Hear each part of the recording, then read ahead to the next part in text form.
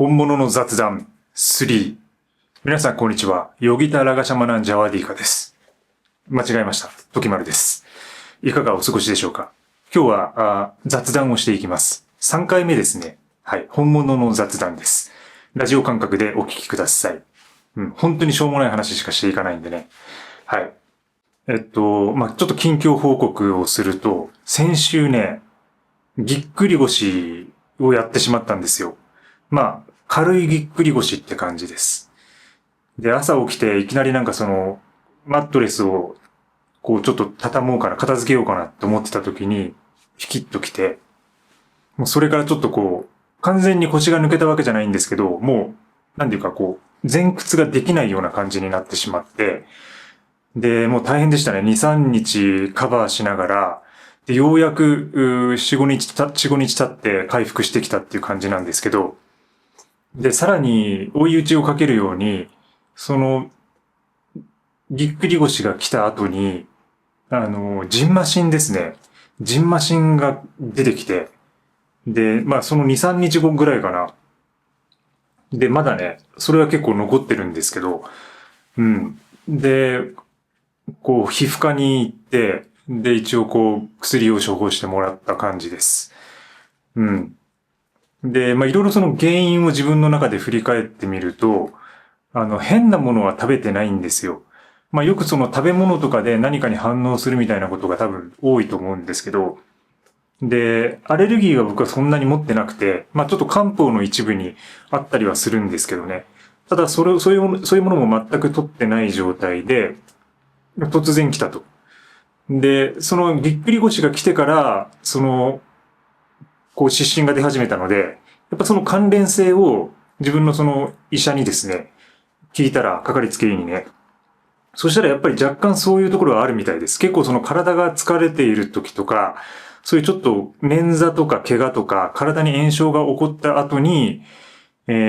湿疹が出るっていうパターンが多いみたいで、で、やっぱりその体力が回復する時に自分が食べているものとか、そういう成分が、オーバーフローというか、ちょっとオーバーロードみたいな感じになると、それで普段は大丈夫でも出るっていうことがあるらしくて、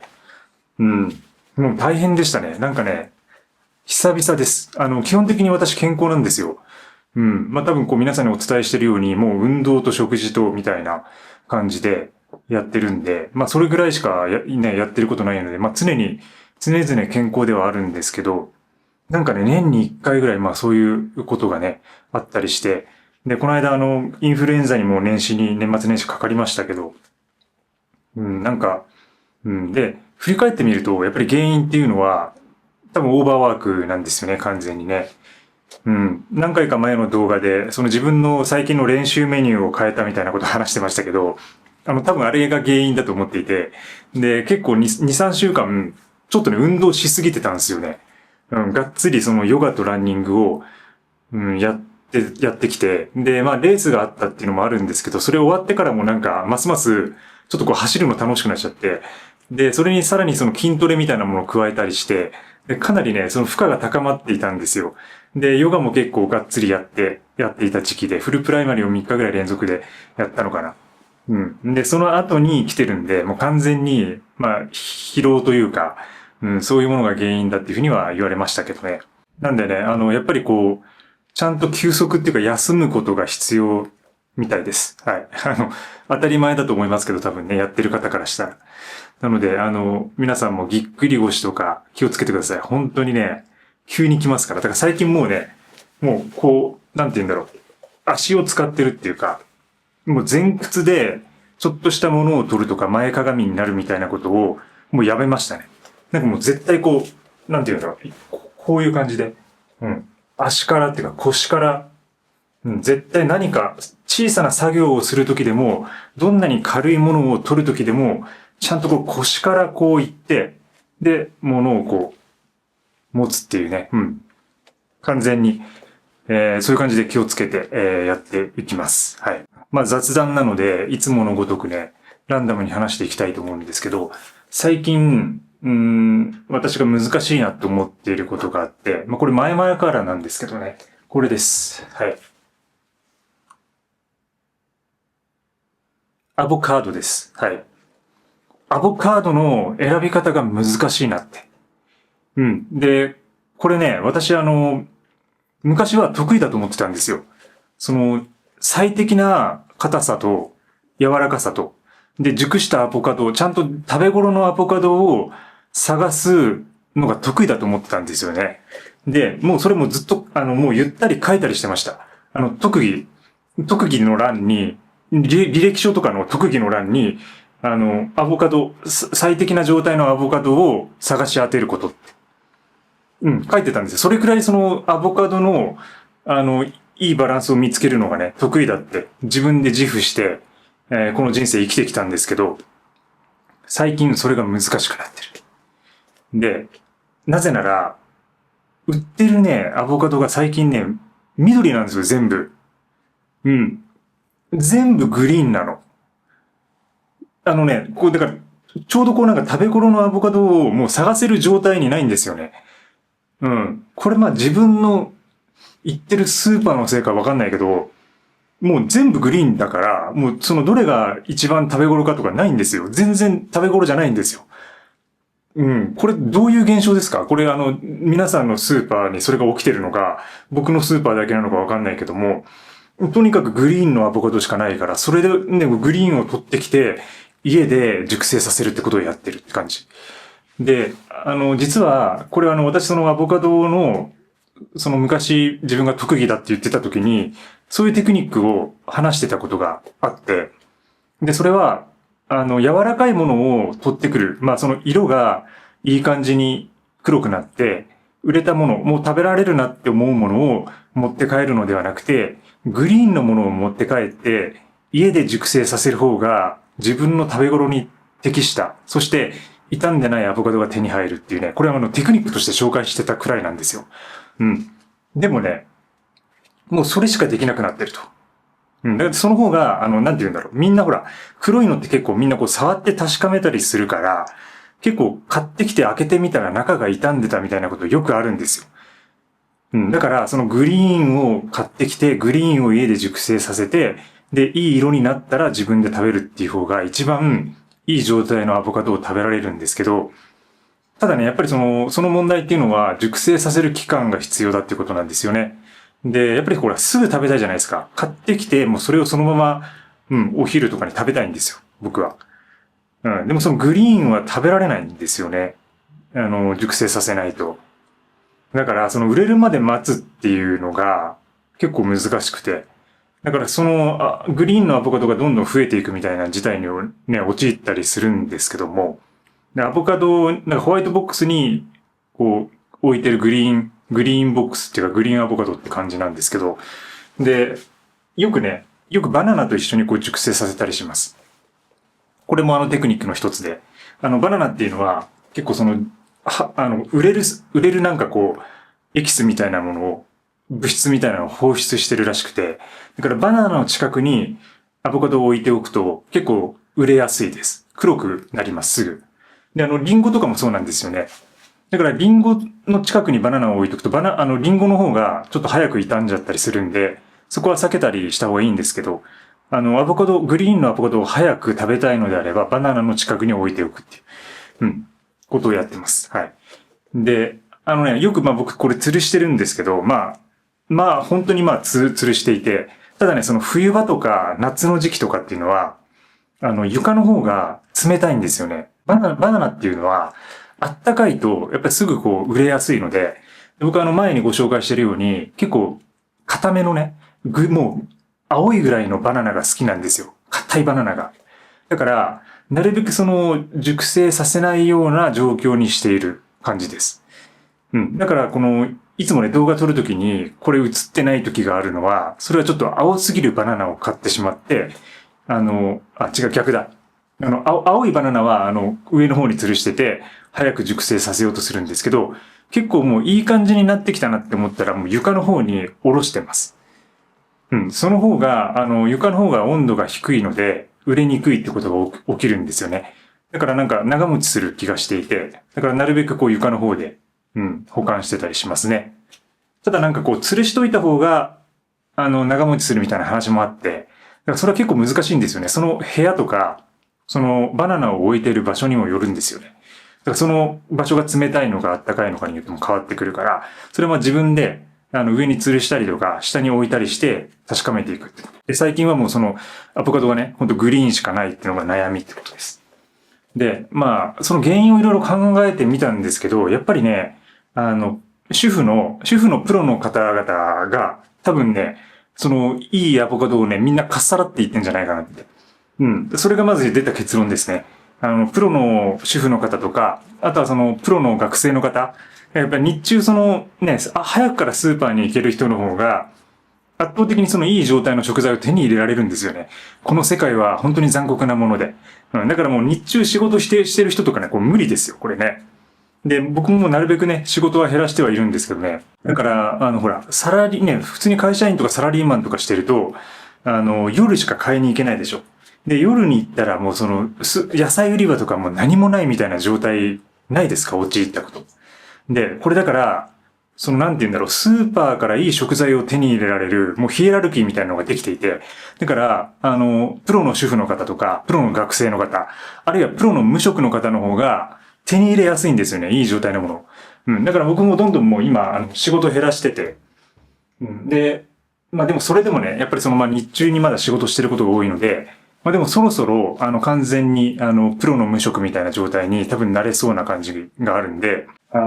昼間からいい状態のアボカドにありつけるかもしれないんですけど、うん、それはわかんない。もうこの最近の本当に現象が、本当にグリーンアボカドの、なんか、そういうこう、法律が決まったのか、なんかそういうグリーンアボカド条例みたいなのが決められたのかわかんないけど、日本で。うん、なんかもしかしたら東京都のあの人がやってるかもしれないよね。東京都のね、あの人。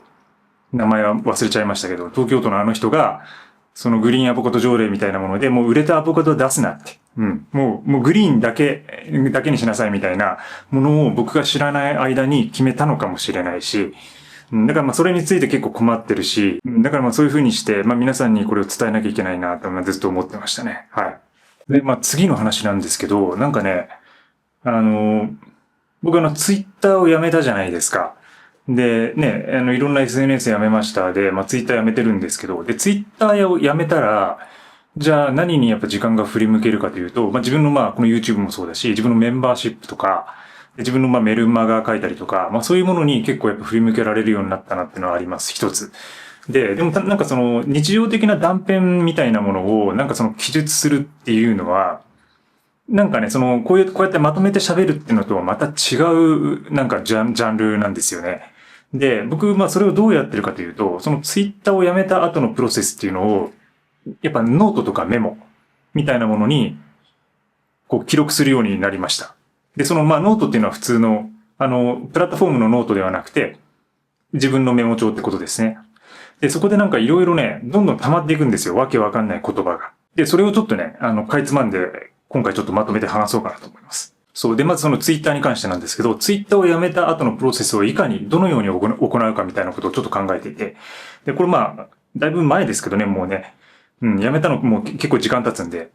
で、そこで考えたのは、まあ、ツイッターはその思考の発露、瞬発的な思考の発露としては有効であると。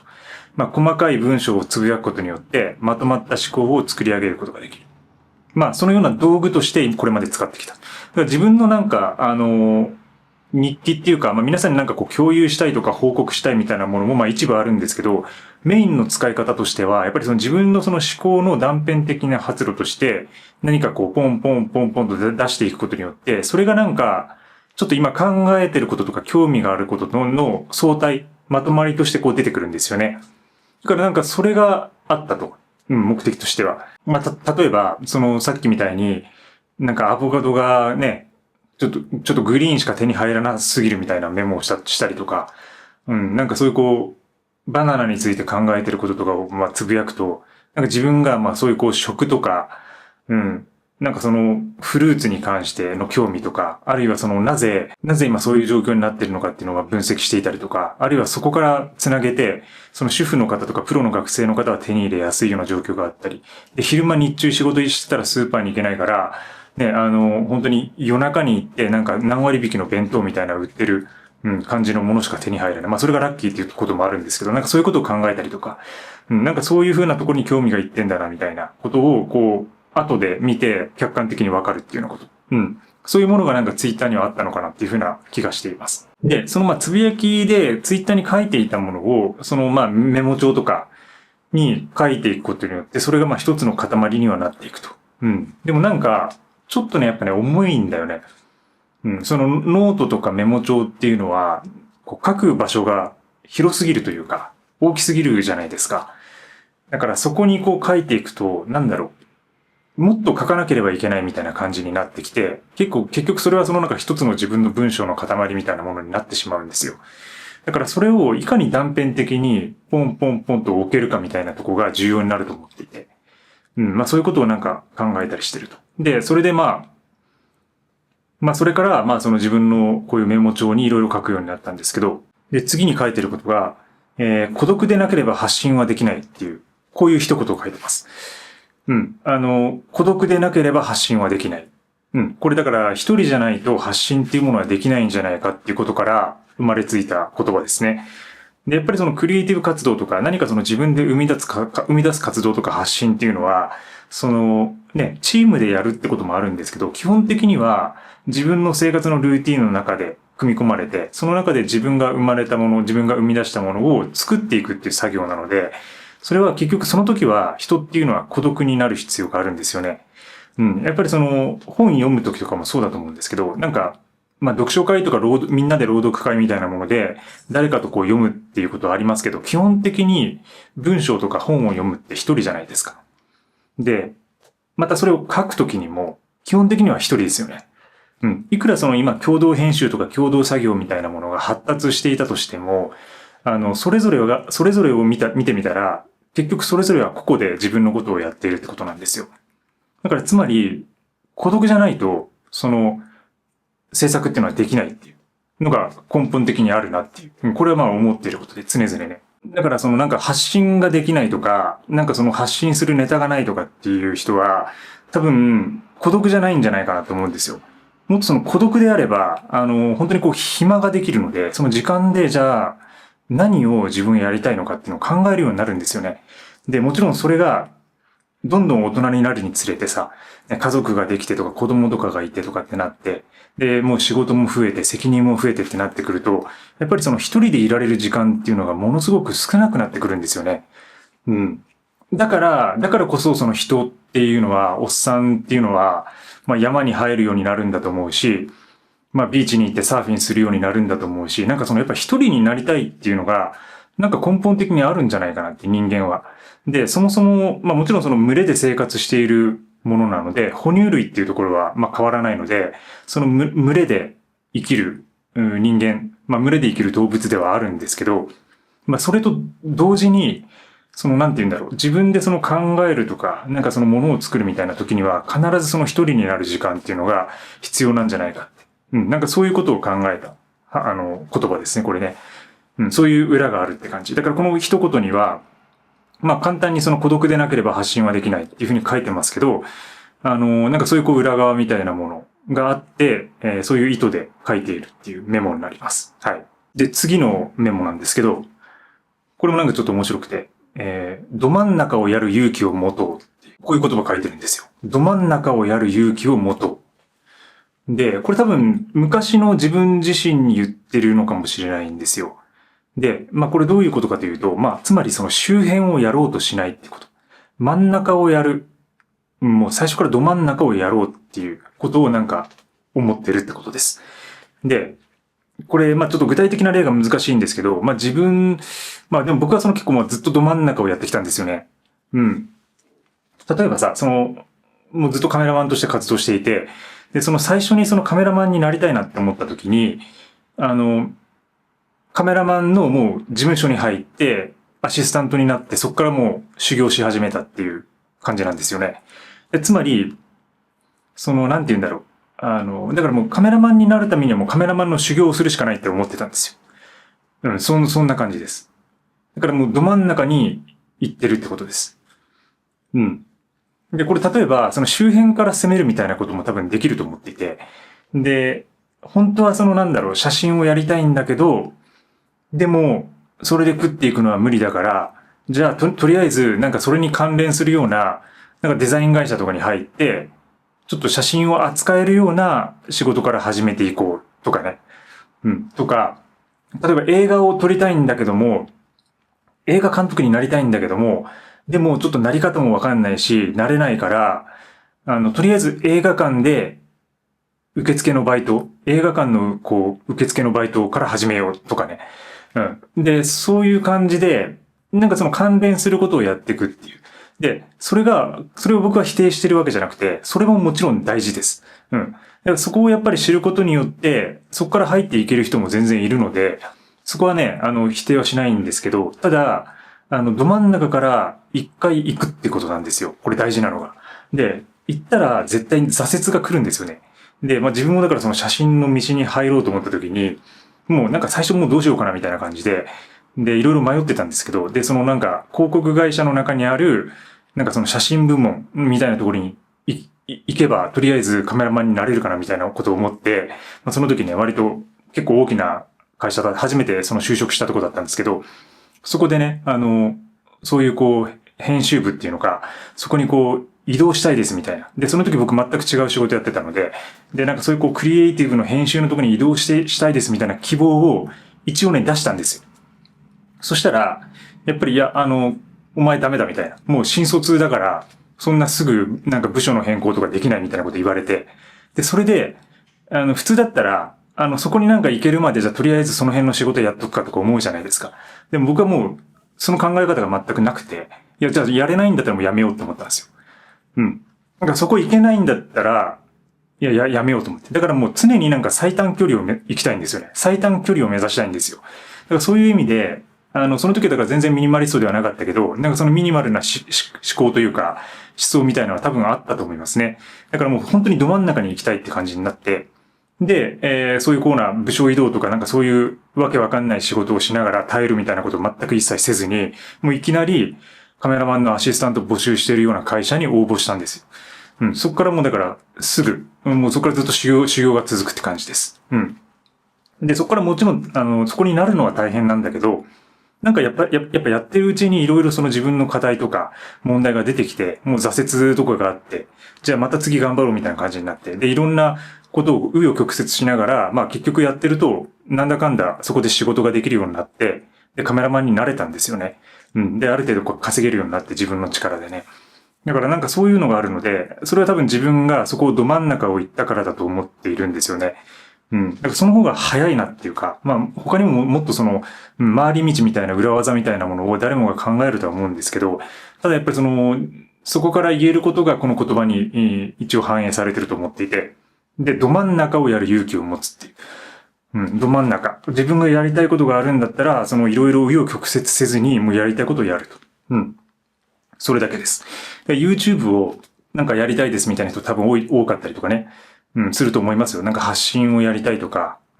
文章を書きたいとか。じゃあね、もうもう書けばいいんですよ。だからもう、小説家になりたいんだったらもう小説書けばいいし、文章をもう書きたいんだったら書けばいいし、YouTuber になりたいんだったら YouTube を撮るとかね。YouTube で発信するっていうのもういきなりやってみるっていう。いきなりやってみると、もちろんうまくいかないと思います。でもそこから始まるんですよね。そこから自分の挫折と実験と、そしてそれの実証プロセスみたいなものが始まっていくので、だからど真ん中をやる勇気を持とうっていう。そういうことをちょっと偉そうにね、書いてます。で、次の言葉なんですけど、次はね、これもね、ちょっとわけわかんないんですけど、今いる場所を再評価するって書いてます。で、これ何度か、昔メンバーシップとかでも結構話してたりはするかもしれないです。今いる場所を再評価する。で、これはもうその名の通りで、その今いる場所ですね。場所っていうのは自分の部屋でもいいだろうし、自分が所属している組織とかでもいいし、自分がね、使っているお店とか環境とか、そういうものでもいいかもしれない。自分がいる環境ってこと。自分がいる場所を再評価するってこと。で、これわかりやすいのがやっぱり自分の家とか部屋だと思っていて、賃貸に暮らしている人とか、持ち家を持っている人は関係なしに、引っ越しをしたいとか、家を変えたいとか、思うと思うんですけど、それももちろん大事で、その衝動っていうのは。大事にしながら、で、それをなぜ自分は引っ越しをしたいのかとか、自分は家を変えたいのかっていうのを深掘りしていくっていうのがすごく大事だと思います。ただ同時に、それをやる過程において、自分のいる場所をもう一度再評価してみると、また新たな道が見えてくるってことがある。で、どうしてもやっぱり自分がいる場所に飽きてしまうと、自分がいる場所っていうのを、なんか下に見ちゃう性質があると思うんですよね、人って。うん。だから、そのなんか今の場所がものすごいこう、嫌だから、だから、次に移ろう、次に移ろう、次に行こうみたいな。よくほら、隣の芝は青く見えるとかって言うじゃないですか。隣の芝は赤く見えるとかね。ね、隣のホワイトボックスがブラックボックスに見えるとか。うん。よく言いますけども。だから、でもそれをやっぱり再評価していくってことが大事で、で、その再評価してる間に、結構その時間の流れっていうのはもうリニアなのでずっと続いていくんですよね。だからなんて言うんだろう。引っ越しをもうできるし、もう、例えばお金がもう全部溜まっていて引っ越しのためのね。で、準備もできていると。で、あとはその家を探すだけだみたいな。でも自分のその好きな家が見つかりませんみたいな感じの状況の時に、自分の家をもう一回その見直してみるんですよね。そういう時にね。で、想像するんですよ。うん、想像していく。で、いいところを探していく。救い取っていく。で、そうすると、そうしてるうちに時間は進むので、別にその次の家とか新しい場所が見つからなくても、なんかね、状態って多分そんなに悪くなってないと思うんですよ。で、そういう風にしてる間に、時間はこう動いてるわけなので、さらに貯金が溜まっているかもしれないし、ね、自分の技術とか能力も上がってるかもしれないし、うん、だからその悪いことって多分ないと思うんですよね。で、判断基準としては、これでその悪い影響が起きてくるとかっていうと、早く動いた方がいいってことになるんですけど、例えば具体的には、隣の人がやばい人とか、うん。私ですけどね。この部屋の隣の人は多分私ですけど、それは。隣の人がやばいとか、うん。あとはその環境が本当に悪いとかね。むちゃくちゃ風が当たりまくって、なんか潮風で全部もうダメになるとかね、ベランダのものとか、家の外に置いている自分の車とかが、もう潮風が当たりすぎて、もう使い物にならなくなるから、この場所ちょっと嫌だみたいな。なんかそういうこう、緊急性があるとかね。うん。隣の人がやばいとかっていうのが一番その緊急性高いと思うけど、そういう時には早く動いた方がいいんですけど、それ以外、そういうものでなければ、緊急度が高くなければ、もう一度その自分の場所を再評価していくっていうのは結構ね、悪いことではない。うん。で、その間に、本当にこう、良くなる状況があるし、もうここでもいいんじゃないかって、逆に思えることもあるしね。そうなるとその引っ越し分の資金とかがそのままプールできるわけで、うん。だからそういうことで、そういう意味合いが裏にあって、今いる場所を再評価する。うん。そういう言葉を書いてます。はい。最後にもう一個だけね、書いてることを紹介したいんですけど、メモをね、こう書いてます。試験コストは若い方が安い。うん、こう書いてます。つまり、その自分でその挑戦する、試験的に挑戦していくコストは若い方が安いっていうことを書いてます。で、これもう書いてることそのままで、例えば、10代の若い頃に挑戦するときにかかるお金と、50歳超えてから挑戦するときにかかるコストっていうのは、雲泥の差があるってことです。で、それは、根本原理に立ち戻ってみれば、例えば微妙な差であって、なんていうんだろう、食費とか食事とかね。うん。もちろんその若い時の方がめちゃくちゃ食費がかかるとかね。いろんなものを食べるから食費がかかるみたいなことはありますけど、でもその食事量みたいなものって同じ人間なんで、その微量差ですよね。そんなに差がないと。20代でも50代でも。でもその試すコストっていうのは、それ以外の部分で、例えば自分にかかる固定費とか、それはもう家賃とかも含まれてるだろうし、家族とかね、そういう自分にかかるコストですよね。ライフコスト、生活コストみたいなの。でそういうものっていうのは、やっぱりどんどん年齢が上がっていくにつれて、かかってくるもので、それは医療費もそうです。ね、40代超えたらほら、介護保険とか払わなきゃいけなくなりますけど、それと同じで、それがだからもう法的にそういうね、保険料もかさ増しされるように仕組みにもうできているわけですよね。だから、そういう意味でコストがやっぱり上がっていくんですよね。年齢が上がるにつれて、コストが上がっていく。でコストが上がっていくと挑戦するときにそれがよりかかるってことなんですよ。まあこれ時間帯効果っていうか時間帯なところもやっぱあって、時間的な効果もあって、ね、やっぱりその20代で、例えば英語の勉強をし始めて、ね、どんどんこう、英語を喋れるようになるっていうのと、まあ50代から始めて、まあ喋るようになるっていうのは、その多分若い時の方が、習得能力とか早いですよね。習熟する時間とかっていうのは。で、もちろんそれはその、年を取ったら、そういうのがやりづらくなるからやめようよって話ではなくて、全く。